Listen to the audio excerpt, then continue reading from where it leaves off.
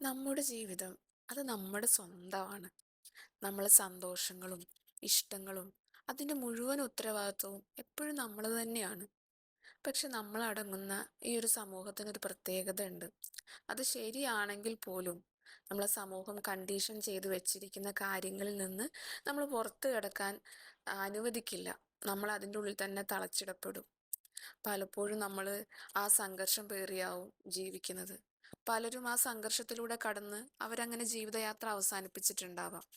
പക്ഷെ ഇതിൽ നിന്നും പുറത്തു കടക്കാൻ ശ്രമിക്കുന്നവരെ ചുറ്റിനുമുള്ളവർക്ക് പല പേരിലാവും നമ്മൾ അറിയപ്പെടുക. അഹങ്കാരി, അങ്ങനെ പല പേരുകൾ. ചിലർ ഇതിനെ അതിജീവിച്ച് പുറത്ത് കിടക്കും, അതിൻ്റെ അപ്പുറത്ത് എത്തും. പക്ഷെ ചിലരുണ്ടാവും പാതി വഴിയിൽ ഒന്ന് കാലിടറിപ്പോവും.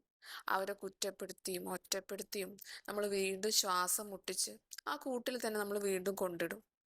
ഒന്നോർക്കുക, നിങ്ങളുടെ സന്തോഷം എപ്പോഴും നിങ്ങൾക്ക് മാത്രം വിലപ്പെട്ടതാണ്.